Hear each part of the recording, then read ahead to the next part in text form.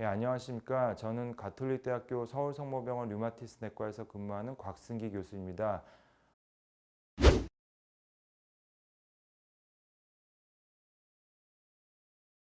오늘 제가 말씀드릴 내용은 루푸스와 감염 그리고 예방접종에 관한 내용입니다.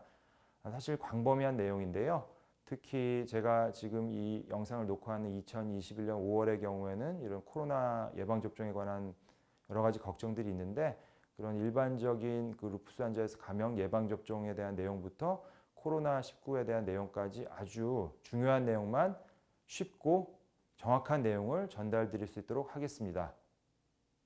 먼저 루푸스와 감염에 관한 일반적인 내용입니다. 그래서 이제 환자분들이 많이들 아시는데 루푸스는 일반인에 비해서 감염의 위험이 높습니다. 그래서 그 이유는 이제 여러분들이 싫어하시는 스테로이드 및 면역 억제제에 의해서 이런 약제 때문에도 감염 위험도가 올라가고 또한 이제 루푸스 활성도 자체 때문에도 감염의 위험도가 올라갑니다. 특히 이제 루푸스 환자분들은 백혈구가 떨어지고 보채가 감소할 수 있는데 이런 것들도 이제 감염에 대항하는 데 중요하기 때문에요. 이런 것들이 이제 떨어지기 때문에 또 감염 위험도가 높다. 이렇게 말씀드릴 수 있습니다. 그래서 이제 일반적인 얘기를 조금 더 말씀드리면은 루푸스 환자는 약 60%는 인생을 살면서 한 번에 입원을 경험하는데 그 중에 약 20%는 적어도 20%는 감염으로 입원한다. 그다음에 이제 일반인보다 심각한 감염의 위험성이 약 3배 정도 증가하는 걸로 알려져 있고요. 그리고 감염은 루푸스 환자의 가장 흔한 사망 원인 중에 하나입니다. 아직까지도. 이러한 것들이 이제 여러 가지 외국 보고에도 있고 국내 보고에도 있습니다. 다 알려져 있는 내용들이고요.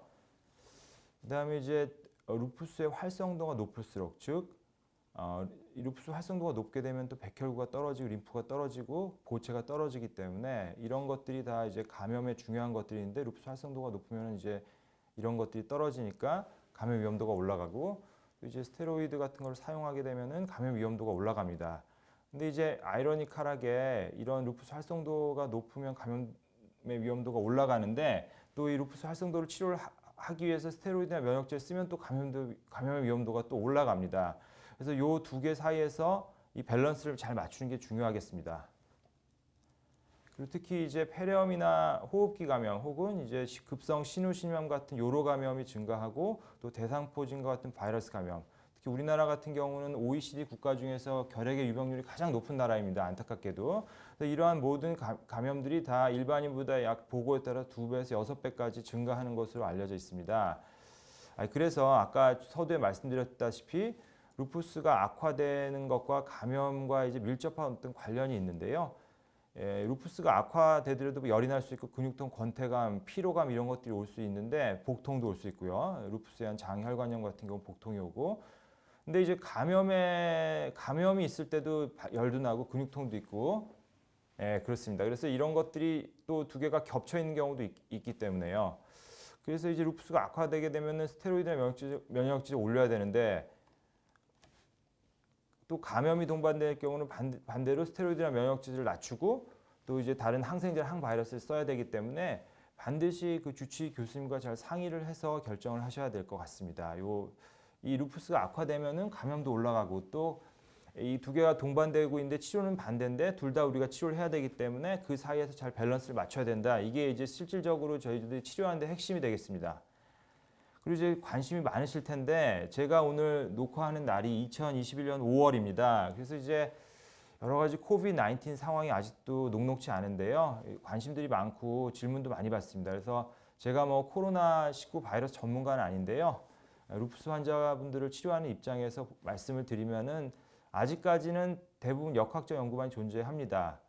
특히 이제 이 하이드록시클로로카인 그 약품명으로 뭐 옥시클로린이나 아니면 뭐 할록신 같은 이런 항말라리아 제제가 그 코로나19, 코비드-19의 치료 효과가 있다는 식으로 많이 보도가 됐었습니다. 그래서 작년에 그 전 미국 대통령인 그 트럼프 대통령도 코비드-19 코로나 감염된 다음에 코로나 치료를 위해서 하이드록시클로로카인을 복용했었죠. 그게 이미 트위터에도 나오고 그랬었는데 근데 이제 지금까지 2021년 5월까지 이러한 것들에 대한 연구가 많이 이루어졌는데 결론은 일반인 및 루푸스 환자 모두 예방적이나 혹시 치료적 효과가 없는 것으로 현재까지 입증되지 않았습니다. 그래서 지금은 거의 효과가 없는 것으로 정리되는 분위기이고요. 그다음에 이제 현재까지 이루어진 연구들 종합하면 그러면 루푸스 환자들에서 코로나19 감염이 증가하는지 아니면 혹시 이제 감염이 증가하는지 또 하나 질문이 이게 중증도가 높아진지 이런 것들에 대한 여러 가지 직간접적인 결과들이 있는데 현재까지를 종합하면은 감염이 걸렸을 때 그 중증도, 중환자실 가거나 이런 것들이 일반인이 코로나 걸렸을 때보다는 조금 증가하는 건 사실인 걸로 생각이 됩니다. 현재까지는.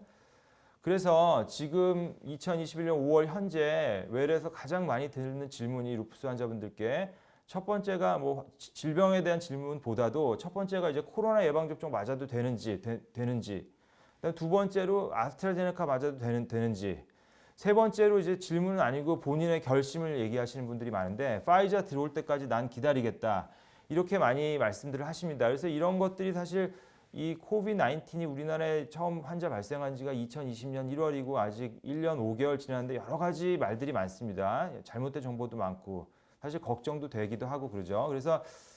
그래서 이제 그 바로 이번 달에 2021년 5월에 대한 류마티스 학회에서 저희 학회에서 그 코비드-19 예방접종 권고사항을 발표했습니다. 이러한 것들은 단순히 뭐 그냥 일반적인 내용만 얘기한 게 아니고요. 미국 류마티스 학회에서도 코비드-19 예방접종 권고사항을 만들었고 기존에 나와 있는 여러 데이터, 특히 그 저희 류마티스 환자분들 대상으로 코비드-19에 대해서 이런 밝혀진 여러 가지 연구 결과들을 종합해서 권고사항을 발표하였습니다.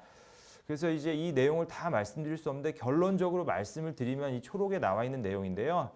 결론적으로 나와 있는 말씀을 드리면 이 루푸스 환자분들을 포함한 모든 전신성 류마티스 질환을 앓고 있는 환자분들은 특별한 금기 사항이 없을 경우 코로나19 예방접종을 맞는 것이 원칙입니다. 그게 훨씬 유리합니다. 여러 가지 상황을 모두 종합했을 경우엔. 근데 이제 특별한 금기 사항이 무엇이냐 하면요. 이전에 코로나19 예방접종을 맞았을 때 문제가 있었을 경우 사실 근데 지금 코로나19 예방접종을 맞기 때문에 지금 이전에 맞은 적이 없기 때문에 이건 알 수 없고 또 하나의 중요한 금기 사항이 우리가 예방접종 백신을 만들면은 그 성분에 이제 여러 가지 다른 구성 성분들이 있는데 이런 것들은 조금 동일한 부분이 있습니다. 그러니까 그래서 이전에 다른 예방접종을 맞았을 때 심한 부작용이 있을 경우는 이제 금기 사항이 될 것 같고요. 나머지를 제외하고는 전부 다 맞는 것이 원칙입니다. 아스트라제네카를 포함해서 그런 것들이 더 득이 실보다 훨씬 많다는 것이 현재까지는 모두 입증이 됐습니다.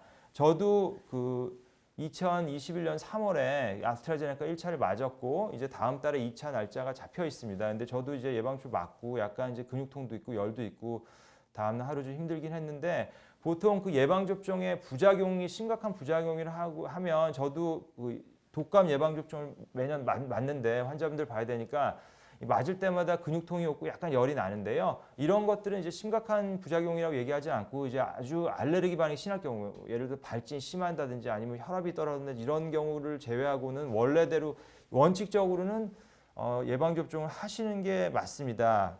예. 다음으로는 이제 루푸스와 예방접종, 코로나19 바이러스를 제외한 일반적인 루푸스 환자분들에서 예방접종에 관해서 말씀드리도록 하겠습니다.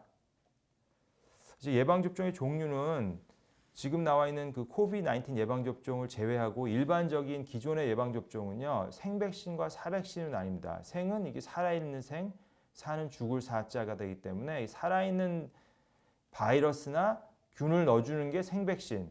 당연히 살아있는 바이러스를 넣어주기 때문에 물론 약간 이제 약하게 해서 넣어주긴 하지만 살아있는 바이러스를 넣어주기 때문에 이게 그 항체 유도가 오래되고 면역 반응이 오래되기 때문에 예방 효과는 우월한데 이제 단점이 이 살아있는 균을 바이러스나 세균을 넣어주기 때문에 사실은 이 예방 접종을 맞고 병이 생길 수가 있습니다. 이제 대표적으로 저희가 어렸을 때 맞는 홍역, 불거리, 풍진, 그다음에 수두 예방 접종도 그렇고요. 이제 이따 조금 더 말씀드리겠지만 저희들이 이제 대상포진 예방 접종 많이들 맞는데 이게 살아있는 대상포진 바이러스를 넣어주는 겁니다. 약간 약하게 해서 넣어주기는 해요. 그렇기 때문에 이것을 맞고 대상포진이 걸릴 수도 있다.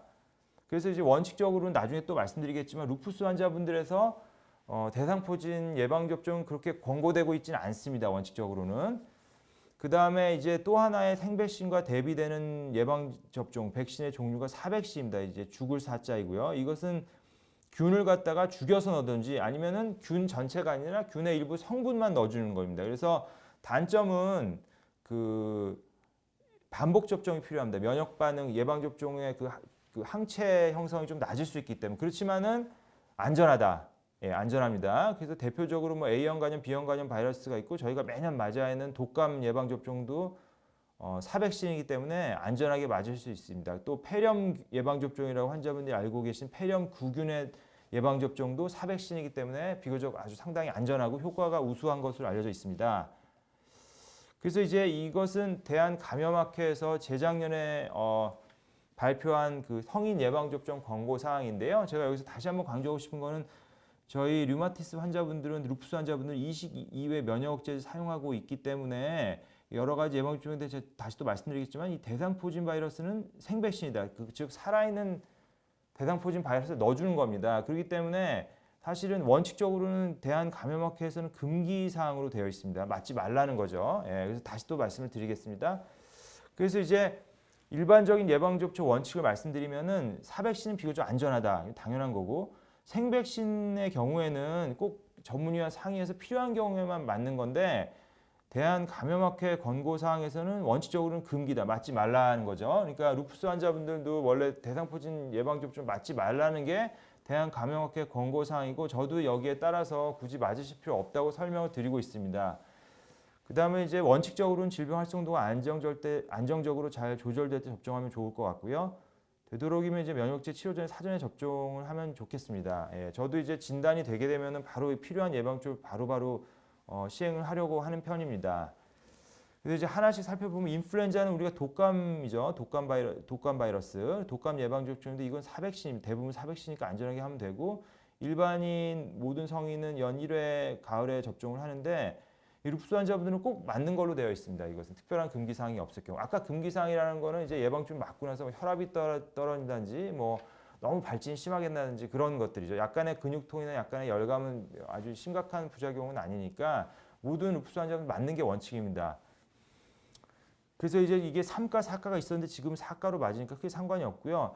이 독감 예방 접종은 수십 년간의 과학적인 연구 결과들이 이미 쌓여 있기 때문에 해마다 내년에 유행할 독감 바이러스의 균주를 예측해서 그거에 맞춰서 이제 저희가 예방 접종이 해마다 개발되기 때문에요. 꼭 맞으셔야 된다. 그래서 이제 이 독감으로 입원하거나 아니면 폐렴으로 진행되거나 중환자실로 입원하는 비율, 사망률을 모두 확실하게 낮출 수 있기 때문에 반드시 맞으셔야 되고요. 매년. 그 다음에 저희들이 폐렴 구균 혹은 이제 의학 용어로는 폐렴 사슬 알균이라고도 하는데 여러분들이 말씀하신 일반적인 폐렴 예방 접종이 되겠습니다. 이것도 사백신이고 23가, 13가 총 하여튼 두 가지가 있는데 이걸 다 아실 필요는 없는데요. 일반인들은 65세 이상은 다 맞으라고 되어 있고 그 다음에 기저질환자가 있으면 권고되기 때문에 모든 루푸스 환자분들은 특별한 금기 사항이 없으면 맞는 것이 권고됩니다. 맞는 것이 권고됩니다. 구체적으로 어떻게 맞는지까지 아실 필요는 없겠지만은 맞는 것이 권고된다. 그래서 이 예방접종 맞게 되면은 이 맞는 이유는 이 폐렴 구균에 대한 감염의 위험성이 13배 이상 증가한다. 뭐 이런 보고도 있어서 확실한 예방 효과가 입증돼 있다. 이건 마셔야 된다고 말씀드릴 수 있고요. 이건 해마다 안 맞아도 되기 때문에요. 보통 한 번 맞고 그 다음에 8주 있다 다른 걸 한 번 더 맞고 그 정도 하면 됩니다. 그래서 이제 맞으셔야 된다. 파상풍은 이제 이것도 루푸스 환자 일반인 권고 기준과 동일하다고 되어 있습니다. 그래서 이제 원칙적으로는 저희들이 1958년 이후에 태어나신 분들은 이게 국가 예방 접종에 들어가 있기 때문에 어렸을 때 다 맞았습니다. 기본은 다 맞은 거고. 근데 이제 보통 10년마다 추가 접종을 하라고 되어 있습니다. 근데 이제 일반인 분들도 뭐 일반인 환자분 이렇게 나누니까 용어가 이상한데 어쨌거나 10년마다 맞으라고 되어 있지만 사실 10년마다 다 맞지는 않는 경우가 많은 것 같습니다. 저는 개인적으로 한 번 딱 맞았습니다. 어렸을 때 맞고 나중에 2016년도에 5년 전에 한 번 맞았는데요. 이게 10년마다 맞으라고 되어 있는데 이제 한 번 정도 더 추가 접종은 할 필요는 있을 것 같습니다. 아주 급한 건 아니고요, 이거는. 그다음 대상포진.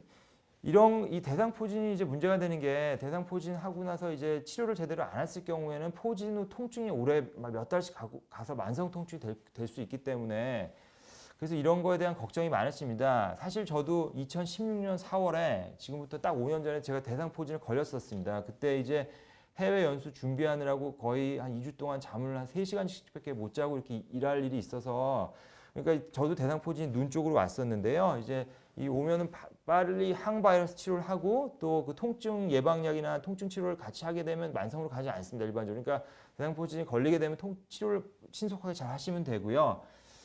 이것은 아까도 말씀드렸지만 이게 생백신이기 때문에 루푸스 환자에는 원칙적으로 금기다. 특히 감염학회에서는 금기사항으로 얘기하고 있고 일반인에서는 60세 혹은 50세 이상부터 맞을 수 있는 것으로 되어 있습니다. 외국 같은 경우는 면역 억제 정도가 심하지 않을 경우에는 고려해 볼 수도 있다 이렇게 되어 있습니다. 그래서 하여튼 원칙적으로 꼭 루푸스 환자분들 맞으실 필요 없다는 것을 제가 지금 3번째 말씀드리는 거고요.